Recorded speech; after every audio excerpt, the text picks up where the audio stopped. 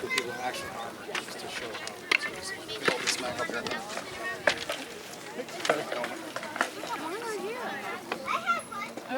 You got your helmet there? Yeah. Well, then you'll all have your helmets. You go first. Back right, just the hand out. You got here early, so you get to be cowboy guy. Yeah. Hand up. Oh, there's one more coming. He's putting on his armor. This is only a half-hour class, but really all I'm really going to present here is language and principles. You got to have to go practice this yourself to make it really work. You have to practice fighting? Yeah, sorry. They didn't tell you that at the beginning, did they? So here, just pull this stuff out and you'll be great. That's what I heard.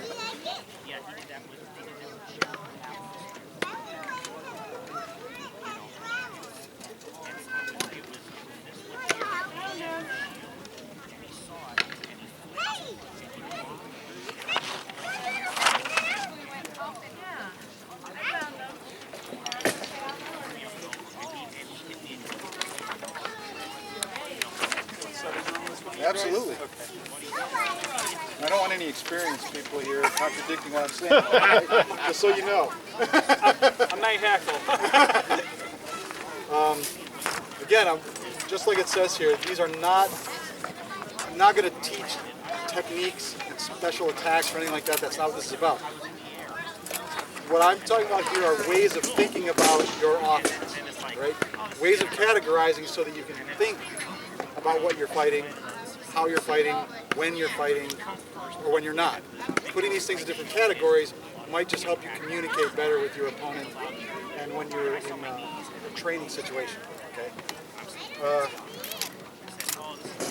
With all of these things, understanding range, timing, and power generation are important, are key, but they're not part of this class. There are other classes for that, and I suggest you go to them. So, first off, and I'm also going to talk slightly about what I teach as far as the 4 cardinal blows in the SCA. And single direct attack is any of those 4 blows. Okay, and the way I teach them is the first blow that everybody learns, straight, snap, shot, right? With this, to me, this shot and this shot are the same shot because the body mechanic is all the same. It's only a difference, slight difference in the sword dynamic. Okay? Range, timing, power generation. You learn that somewhere else, but what Bruce Lee talks about in his book is with any single direct attack, when all you're doing is basically snapping out a jab, the key to that is to reduce tells, be as efficient as possible, give your opponent less time to react. That is the basis of using a single direct attack effectively. So I'm not going to spend too much time on that, but I'm going to hand out some of the in other sports, boxer's jab, like front snap kick, things that use attacks that are close to your opponent. In most other martial arts, it's what's nearest your opponent should be your first attack, right? Because that's the closest thing, the thing you can score with easiest. It'll set up a second attack. That first attack may not be your strongest attack, but it should always be your most efficient attack. Because right? You're both standing here in your guard positions, right? One thing I talk about is the race we're going to run. You and I, as we're fighting, we're running race after race after race. But the race is, from my position, this part of my sword has to go from here all the way over to the side of your head. At the same time, the race you're running is your shield has to go from here to there. I got a much longer race to run. The only advantage I have is that I say go. Okay? But if I've got to run 75 yards and you only got to run 10 yards, me saying go isn't always that much of an advantage. So reducing tells and being most efficient takes out the, because I see this happening all the time, especially with the guys who are now, see this a lot of fighting out here now. If you haven't learned how to throw that shot perfectly from there, 90%, everybody I fight has to do this first. The sword's moving backwards. What that means is, just like in the race, it means I say go, and then I run this way first. Then I start running back to my, okay? It's useless. I've already got to run along the race. Why should I add to it? So, single direct attack, you need, if you are making just a straight snapshot or straight leg shot or whatever it is, it needs to be as efficient as possible. You need to reduce your tells, reduce the time that your sword is moving between its rest or ready position and its target. Clear enough? Yes. Okay. Second, combination attack. Everybody's, this is the 1-2 punch. This is the, straight reverse. It's using the first attack, that single direct attack, to change your opponent's defense in a way that you can capitalize on. Okay? Throw that first shot to get him to lift his shield up. Or get him to move his defense to one side so that you can reverse and go to the other side. That's a very simple principle. We use it all the time. What I want to try and teach people to avoid when I'm training them is that you have a couple or three relatively effective preset combinations. Everybody's got it. Because some things are more mechanically, lead more easily to another mechanically. Right? This, I've got my body caught here, it makes sense to go to this shot, or vice versa. This shot I can go to a wrap, or whatever. Your body wants to move back and forth like this. So having shots in combination that takes advantage of that body movement just makes sense. But if you get into a place where you've only got 4 or 5 of these combinations, and they work 60% of the time, they become bad habits. Because now, if I throw this bang and it doesn't work, well, when I throw it again, he's already blocking it. So, or worse, he's killing me. Yeah, now he recognizes what I'm doing, and he's going to double time me and hit me between my shots, right? So while a 2-blow combination works, or 2 or 3 or 4, whatever, you can spend a lot of time in front of a Pell learning this long combination. But the Pell doesn't try and hit back. The Pell doesn't take a step to the left. You can waste a lot of your training time learning a combination that you can't actually utilize. What I try and teach my people when we're in this kind of a training situation is learn a combination, but more importantly, learn to go from one blow to another, whatever it is. Start with your body and your hand in this position and throw to the offside leg. Now go back to this position, throw to the onside leg. Start in this position, go to the offside head. Start in this position, go to a wrap to the leg. Learn how to go to whatever blow you need. Get the mechanic necessary to go from wherever you are to wherever you need to be. Some are going to be a lot easier than others, and some, while it's maybe useful to learn how to do, throwing this shot, I'm going to go to an onside leg wrap. You want to learn how to do it. You want to learn the mechanic, but it may just take too long to actually do the practice. But learn it, because you never know, it might be there. In any case, what it does, and what I hope it will do when I'm training, is that it teaches you to look for the next opening, not assume the next opening. You'll learn to predict eventually, but go to the next opening, not just the next target in the sequence. Okay? So that you can throw that headshot and realize, oh, he doesn't react the way I expect to, but it leaves his leg open. So I'll go to the leg instead of that head that I would have thrown on any other situation. Right? Being able to react and adapt is important to making that combination attack work effectively every time, because it's not just the 1-2 punch, or that some people call the tick-tock, where it's right, left, right. It's not just that. It's the idea of using your first attack to create an opening for the following attack. Doesn't matter what those 2 attacks are. The concept is you attack to change this defense, to change the line, so that you can get an opening that you really want. Okay? 3, immobilization attack. This is also pretty standard stuff, but now let's you two come here for a second. So the immobilization attack is anything that physically arrests the opponent's defense, but isn't an attack. Okay, isn't an attack in itself. So again, timing's important,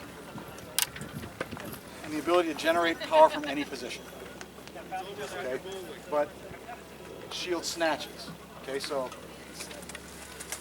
now they're both center grips, right? So these are the worst shields for snatching. But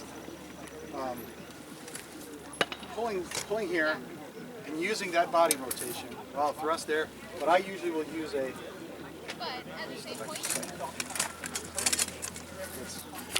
this, right? Uses the same, taking advantage of that body mechanic that I'm using to turn this, gives me this body motion for the attack, right? Same with the shield.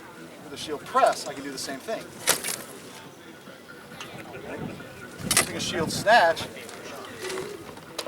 not the same thing exactly, but what often happens is I'll snatch out here, don't throw the blow, and as he tries to fight my guard, I can step out. Okay? Now, so try it. I want you to just try the snatch using that body movement to throw the attack.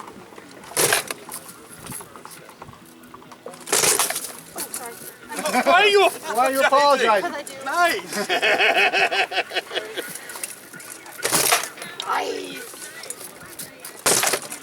So this pressing and stripping, the difference between stripping is, press is, I'm going to shove it against you so that you can't use it, and I'm going to go around it, okay? Stripping is actually moving it out of the way. You've got your shield up here, and I'm just going to come in here, shove it out of the way from you, okay? Stripping your opponent's defense off of them so that you can hit them is different from freezing their shield in one spot so that you can move around it, okay? Both are absolutely valid. Try and keep in mind capitalizing on the body movement you're using to get the shield out of the way to actually throw the shot at the same time. Otherwise, a shield press, for instance, doesn't always do that, but that's where the timing comes in. Sometimes you want to press and hesitate for a second. Sometimes the best shot isn't the shot that follows immediately. Sometimes you wait for them to react. You shield press, and you give them a second to panic, and then you hit them, right? Or wait for them to react, to try and recover from it, and over-recover so that you can hit them, okay? But again, timing, timing, timing.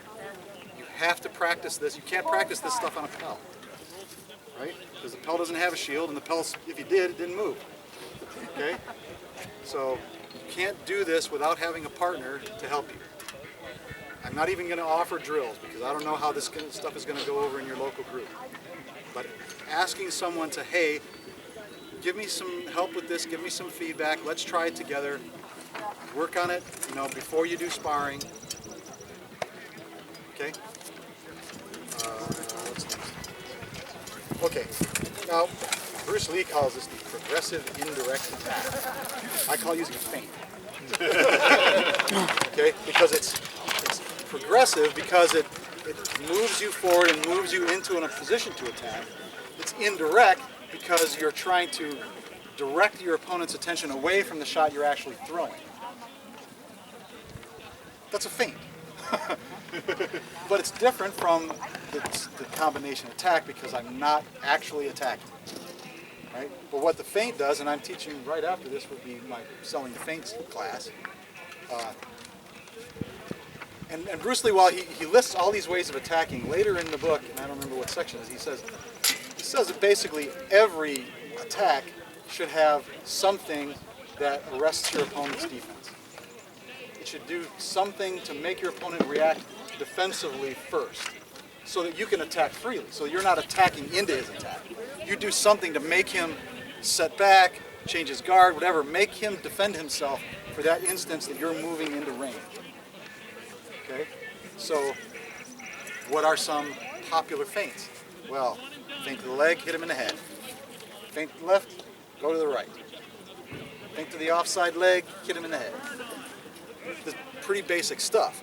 But again, just like last one, timing, timing, timing. You have to gauge your timing to your opponent. Lots of times, I'm fighting somebody like Braunus or Braunwalder, and my feints have to be so tight, so crisp, so small. I go to, somebody's been fighting for 2 years, and I throw the same feint, and they don't even see it. So I'll make a big double juke, and I'll hit them right in the shield because they didn't even What? Double Duke. Double juke. Okay, sorry, just checking. Not a double duke. So it's important to gauge your opponent's relative timing. Okay, that feint. Sometimes I've got to really. I'm really going for your leg, dude. Really. To get them to bite on it before they'll move their shield sufficiently out of the way that I can hit them in the head, or vice versa. You know, and the little tiny little twitches that I can use on a more experienced fighter who's reacting more quickly they don't work. Subtlety is lost upon them. Yeah, exactly. What else is there? Oh, so, and kind of, I don't want to say unlike, but where I was talking about going to the opponent or the opening that you're seeing, you know, the combination attack, waiting until you throw the attack to see the opening and go to it. With the feint, it's really better more often to anticipate what they're going to do, so that you are firing into the opening before it appears. Does that make any sense? Because if I throw that leg blow, I'm going to start the headshot. And a lot of times guys can't figure out how fast I threw that shot. Well, part of it is they only recognize the leg feint in their hindbrain. They didn't consciously see the leg feint. They just reacted to it. And suddenly my sword is already here as their shield it's inside their block. And they don't realize that all they saw consciously was the headshot. They didn't recognize that their shield had started moving down and they were having to overcome that inertia to bring it back up. But the shot's already there. So anticipating that if I feint at the guy's leg, 9 out of 10 times he's going to react like this. Okay, that's pretty simple. We talked about this earlier in the cut and thrust class, where one of my favorite, actually, the guy with the shield. Oh, his arm, so I can hit him. One of my favorites is this. So, and he did it. I mean, it's a very small movement, but see that?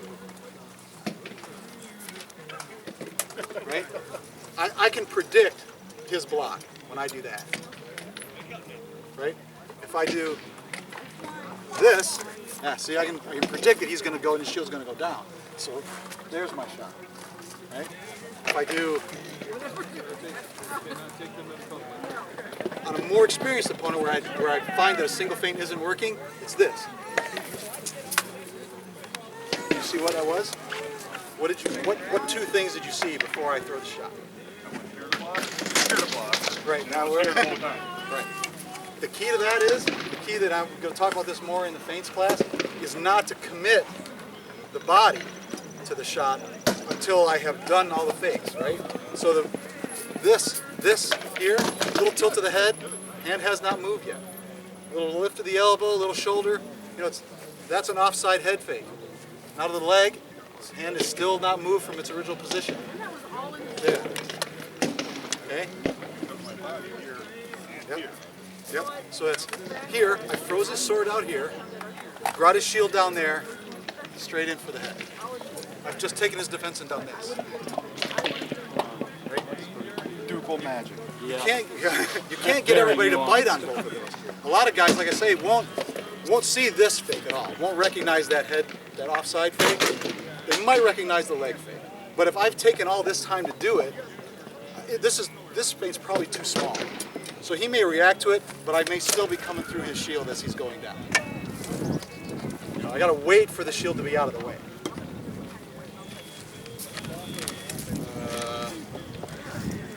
Last, and this is the trickiest one, this is where timing is everything. And they call it a drawing attack, and I have always called it, until I stumbled upon this, the passive feint. This is really tricky. What this does, and then I'll read it here, presents an attractive target so as to anticipate your opponent's attack. Just like in the last one, we were anticipating his defense. Drunken boxing. Give him the elbow, give him the elbow. yeah, exactly. Timing and range are critical. And you got to anticipate the openings created by your opponent's attack. Okay? If the opening I'm giving them is that their arm is going to be exposed. I need to be ready to attack the arm. Okay, so I've got to set that feint up in such a way that I can anticipate the attack enough and prepare the attack as it comes. Is that I would explain it very well, but you get what I mean, right? You're setting them up to attack you in a certain manner that you can then counter or take advantage of? Right, yes. But so that means that you've got to be ready for that attack. You've got to be ready to counter in a particular way to take the arm or to take the leg. One of the ones I use most effectively. What do you mean? You're right-handed, right? You don't have to put the helmet on. Now this requires me to. This also works better on a strap shield. Requires me to understand her range so well that I'm just outside of it. Right? See, you can't kill me from there, right? I've got to set up so that she thinks she's almost in range. If she takes that 1/2 step, she can get the shot. Okay? You see what she did there to get that? She brought that leg forward. Now what I'm going to try and do is, with my shield, I'm going to give her the headshot. I'm going to fade out to this side just a little bit. I give her the headshot, but it's just a little out of range. So when you step forward to throw that headshot, okay, that's one of my favorites because what I'm finding mechanically with a rattan sword, it's tricky because if I hit in too close here, the sword flexes past their leg, and the shot's no good. Well, usually I'm in so tight here that they don't know what to do, and I pretty much stand up under their arm, and okay, now we got to stand over. So I actually have learned that in this shot, if I get in too tight here, I got to choke back and hit with a sweet spot for them to get them to take it. Okay? But that's what I'm talking about. And the example of the elbow, right? So he's giving me that. He's putting that elbow right out there, like, oh baby. You go to cut at it, or even if it's just a extend over it. You know, he's taking that. He takes it completely out of my line as I go to strike for it. And it's going to mostly go down, so I'm not going to like hit his head or his body. So as I cut for that, just moving that, straightening out over the top of it, right at his head. Sometimes giving the leg. This is Ron Bauer will catch you this all the time. He'll sit down with his leg open like this. Yeah, I'm trying to. Yeah. There you go. Yeah, right? So he leaves that leg out there, and as you go to cut inside it, because you're right-handed, you're going to want to cut here. Yep. Right? He'll just take that target away from you, and as you lean in to get the range, boom, you're there. So I call this a passive feint because I'm actively controlling or trying to control your attack. I'm trying to psych you into doing what I want. And this gets back to something I talk about all the time, is gaining initiative. Right? Everybody roll on initiative. One. Yeah, sorry, you trip and fall, you die. You land on the punchy stake that wasn't there a minute. Sometimes going last is almost like going first.